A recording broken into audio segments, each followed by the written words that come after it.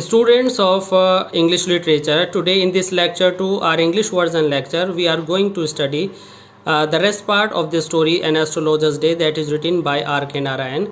Students, in our lecture 1, we came to know where the astrologer used to sit and what was his paraphernalia and what his appearance was there. Now let's understand what was the style of his working.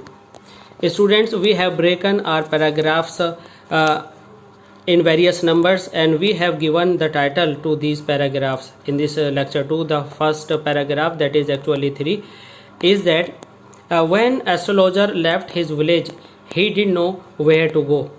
Actually, if he had continued there would be a threat to his life, because he had done something wrong there, and he would have carried on the work of his forefathers, namely tilling the land, living, farming, marrying, ripening in his cornfield and ancestral home.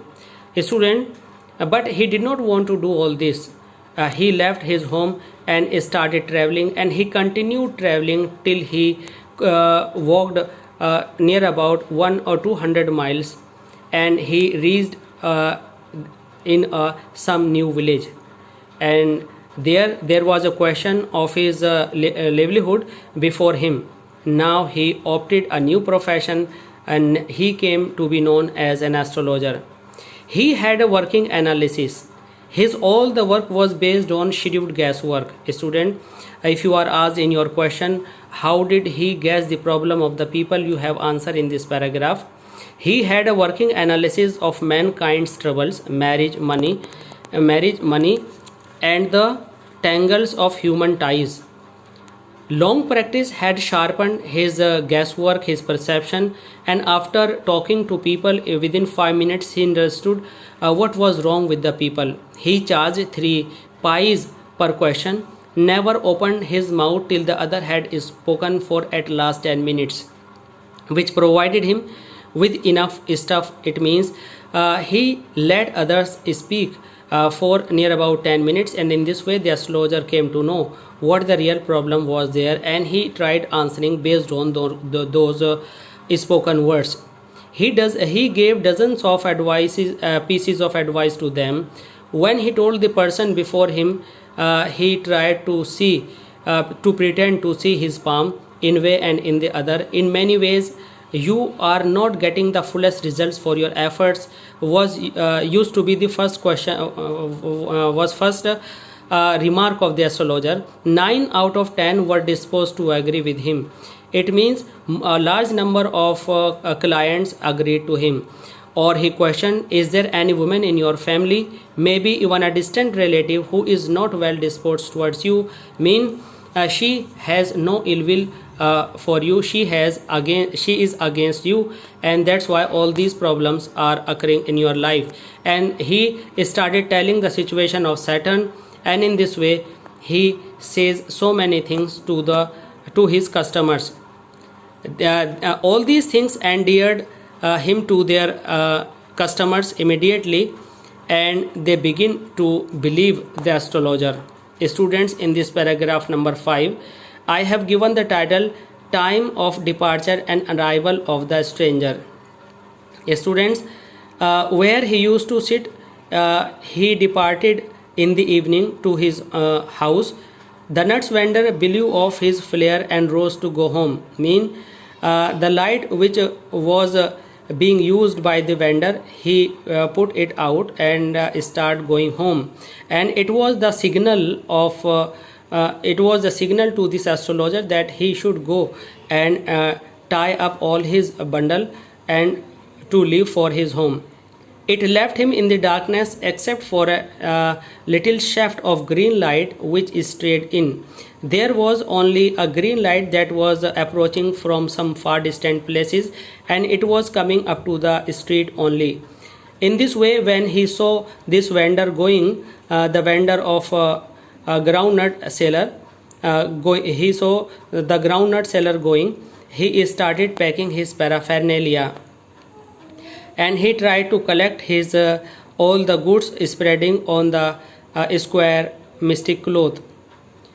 In this way, the green light that was approaching to him from a distant place began to uh, go from there. He looked up.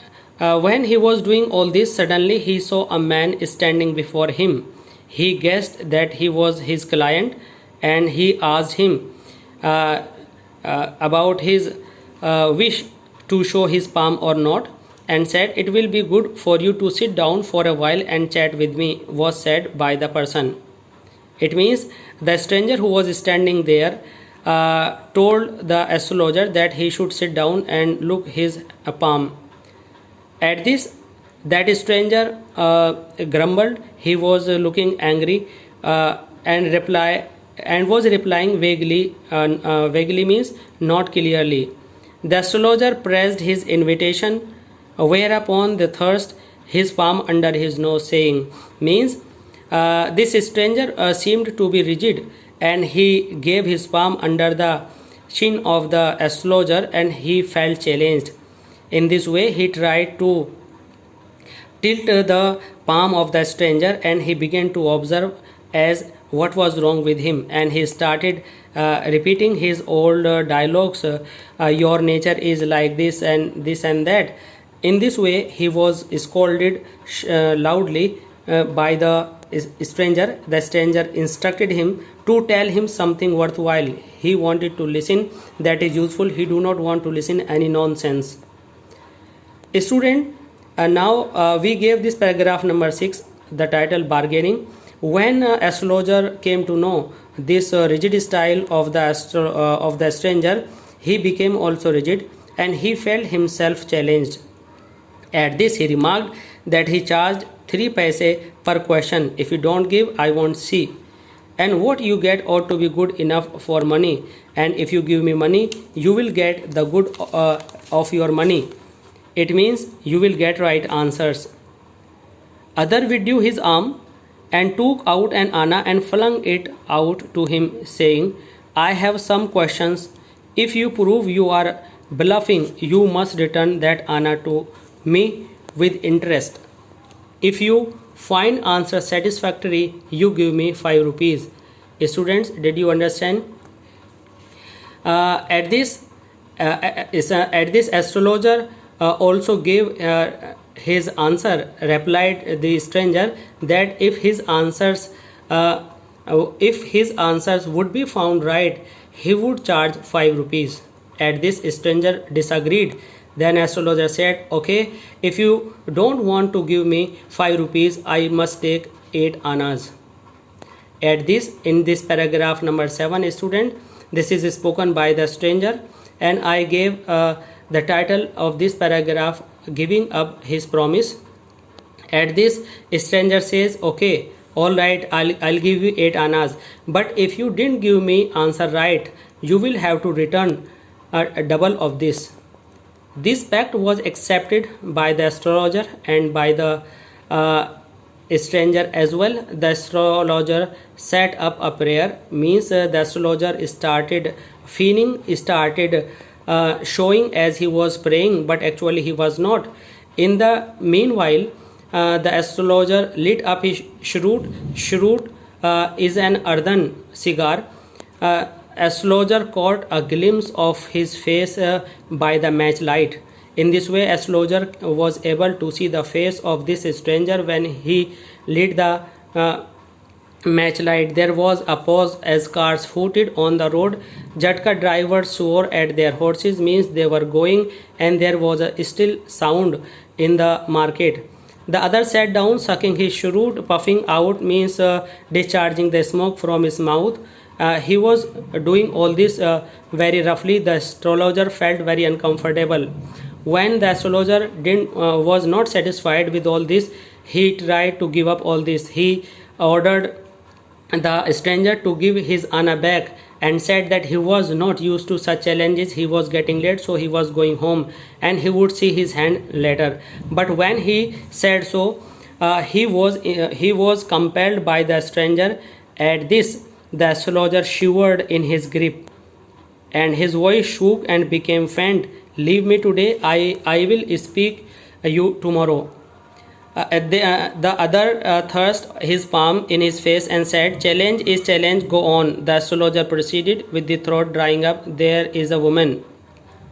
Now, students, I hope you have gone through this lecture and you liked it very much.